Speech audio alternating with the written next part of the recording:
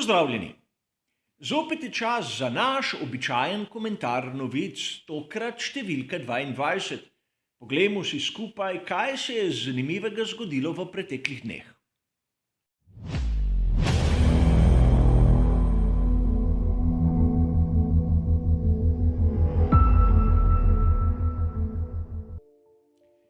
Formula tega prispevka ostaja nespremenjena. Imamo 4 različne sklope, le da tokrat si bomo ogledali malce bolj v zakulisje. Viri ne bodo tisti običajni, vsaj v nekaterih primerih, in gledali bomo tudi malce bolj v preteklost. Zato tokrat še toliko bolj pomembni tisti originali, tiste bližnjice do izvornih člankov, katere dobite, kot ponavadi, navedene v opisu. A da ne bomo predolgi, ker imamo kar nekaj kompleksnih tem, najbolje, da začnimo s prvo.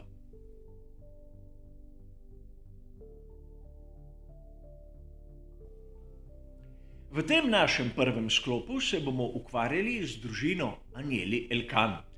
Kdor sledi mojemu kanalu, je verjetno opazil, da sem pogostokrat pritrdil, da po mojem osebnem mnenju oni nimajo prevelikega občutka tako za avtomobilizem, kot za posebej motošport.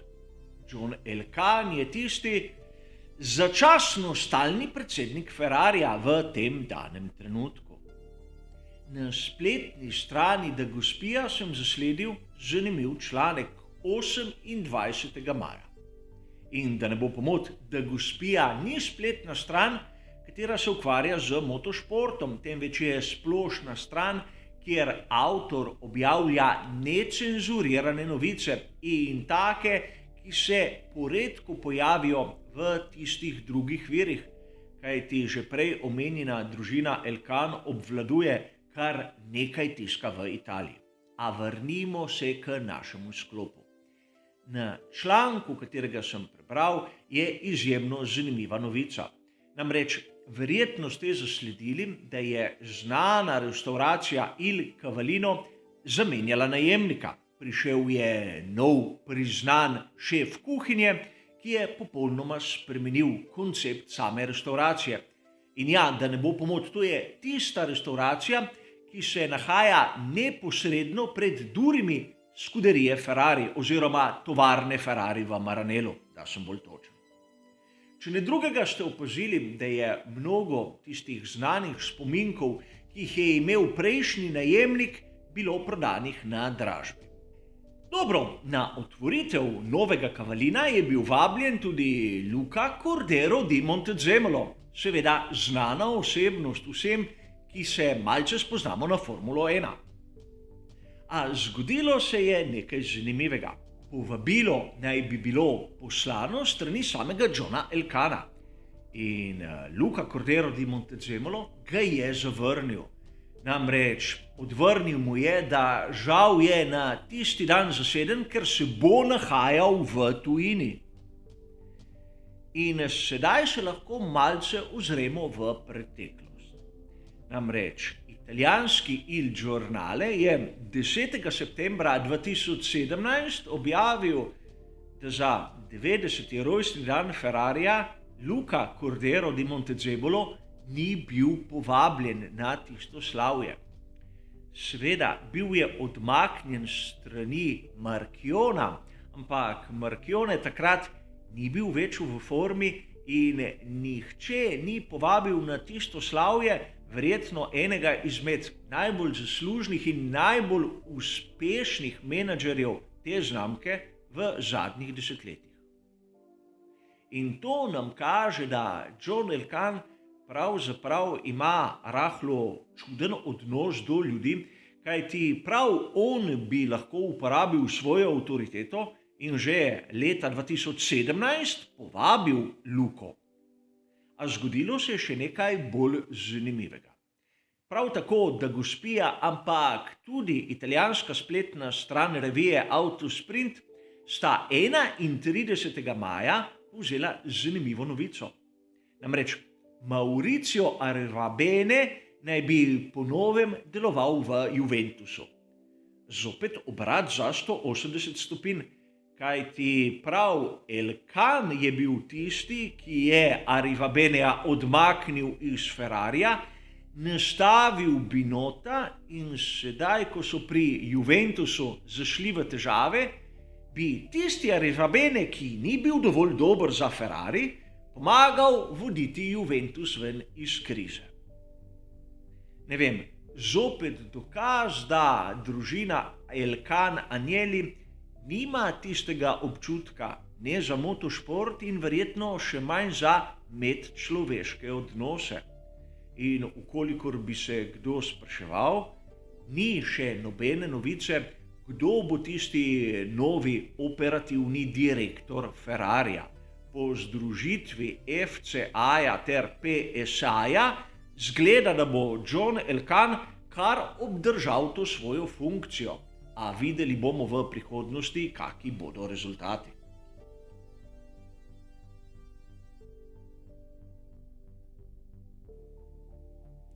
Če smo v prvem sklopu govorili o Ferrariju, je prav, da v drugem tudi kako rečemo o McLarenu. Namreč Zac Brown nam je zopet postregel z enkratno izjavo.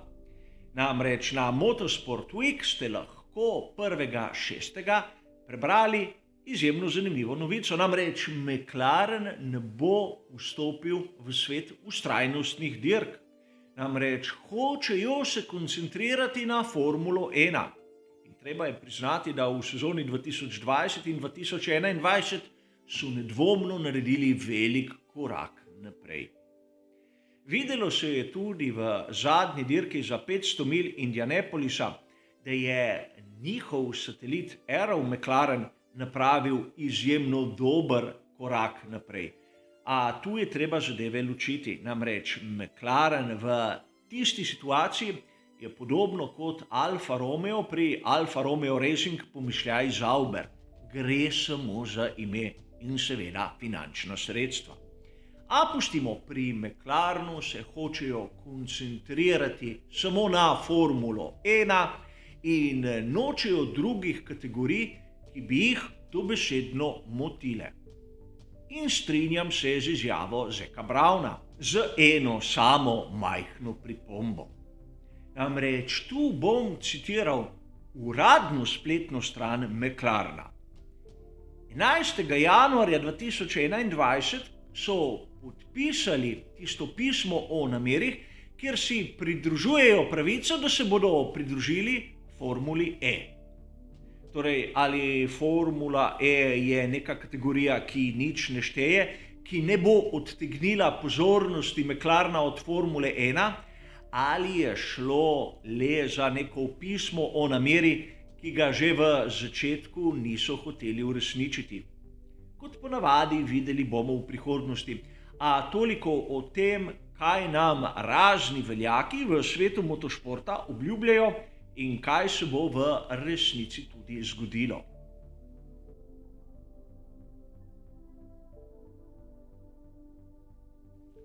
Novica, ki zahteva komentarje, tudi izselitev Yukija Tsunode v Italijo, v bližino Faence, seveda sedeža ekipe Alfa Tauri.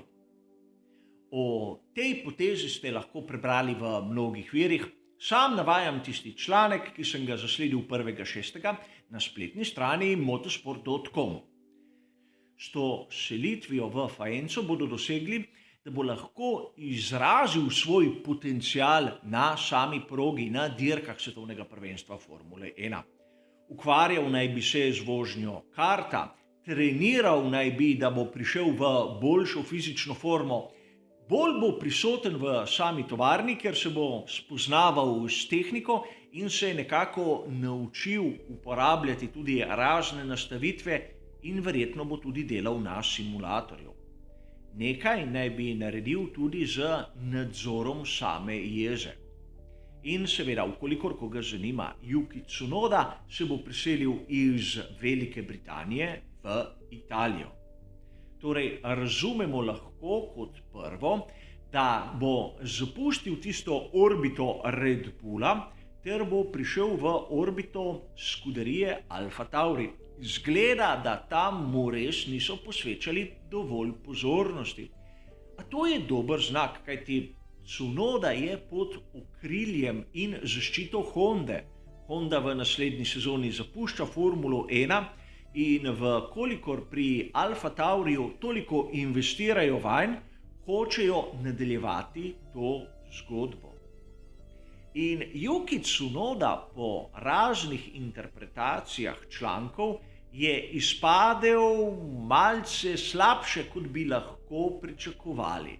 Namreč izgleda kot nebogljeni mladenič, katerega morajo pripeljati v Italijo, da ga bodo naučili reda. A zadeva je po mojem osebnem mnenju bistveno drugačna. Namreč, ukolikor je Tsunoda v Italiji, bo bistveno lažje potoval z ekipo, kot če bi imel velikanske probleme se premikati med Veliko Britanijo in seveda kontinentalno Evropo. Po drugi strani se lahko vprašamo, kaj bi se zgodilo na primer v sezoni 2018, če bi pri Ferrariju začeli nekaj podobnega s Sebastianom Vettelom, posebej po tisti veliki nagradi Nemčije. Sam sem mnenja, da je bila v tistem danem trenutku neka taka poteza primerna za nadaljni boj pri osvajanju naslova svetovnega prvaka. A kot ponavadi moje mnenje in sam sem le zunanji opazovalec. A to, da so preselili Tsunodo bližje tovarni, nam pove, da vse ekipe v Formuli 1 hočejo delati s svojimi vozniki 24 ur na dan, 7 dni na teden. Namreč, ukolikor se ozremo malce nazaj, skoraj leto 29. julija 2020, Grand Prix.com je objavil izjavo že prej citiranega Johna Elkanna, kateri je povedal, da tako Sainz kot Leclerc se bosta preselila v Maranello. Torej, če takrat tista novica ni bila presenečenje, tudi ta selitev Tsunode ne sme biti. Gre za eno in isto zadevo, kjer lahko vidimo, kako mediji enake zadeve predstavijo tudi kakšenkrat na čisto drugačne načine.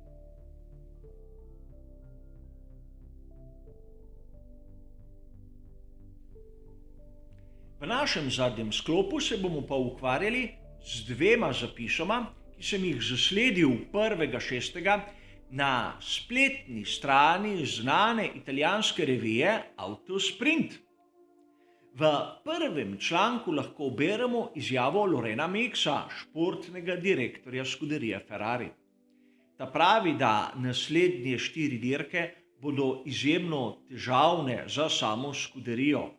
Konfiguracije prog naj ne bi bile pisane na kožo SF21 in izjemno gosto zaporedje dirk ne bo dalo časa ekipi, da bi se prilagodila. Sam Mix pravi, da bomo lahko videli McLaren kot hitrejši od skuderije Ferrari. In tu se začnem spraševati. Proga v Bakuju je po mojem osebnem mnenju izjemno podobna tisti, ki smo jo videli v Monaku, ampak tudi tisti, ki jo bomo videli na veliki nagradi Štajerske in veliki nagradi Avstrije. Sem zunanji opazovalec, a po mojem znanju na prvi pogled, prav v Bakuju bi znal Ferrari pokazati podobno predstavo, kot smo jo videli v Monaku. Seveda ne pričakujem prvega štartnega mesta, premalo podatkov je še znanih, a vseeno ne vidim proge, ki bi izvala določen polom. Tudi izbor pnevmatik je tisti najmehkejši. Lahko gre samo za zavajanje. A na isti spletni strani smo lahko tudi opazili izjavo Tota Wolffa. Ta trdi, da proga v Bakuju ni pisana na kožo Mercedesu 2V12. In iz tistega, kar lahko mi sklepamo iz danih številk, iz danih vrednosti, bi lahko trdil, da Toto Wolff tu ne zavaja publike. Namreč imamo kar nekaj zaviranja, nekaj pospeševanja tiste prvine, pri katerih naj bi bili pri Red Bullu v prednosti, In videli smo tudi v Monaku, da Ferrari ni bil od muh. A seveda aktivnosti na progi se še niso začele in v tistem uvodnem prispevku, ki sledi jutri, si bomo ogledali pravzaprav te karakteristike in jih primerjali s preteklimi in tudi prihodnjimi konfiguracijami prog. Zato moramo biti na take izjave posebej pozorni in tudi previdni. Namreč ni vse res, kar nam govorijo razni akterji in razni viri, ter moramo vsaj te izjave vzeti z veliko mero skepse. Namreč skrivanje pravega potenciala je tudi ena izmed tistih potez, ki je v sodobni Formuli 1 dokaj pogosta. Kar se tiče tega našega komentarja novic, je to vse. Hvala za vašo pozornost ter seveda nasvidenje.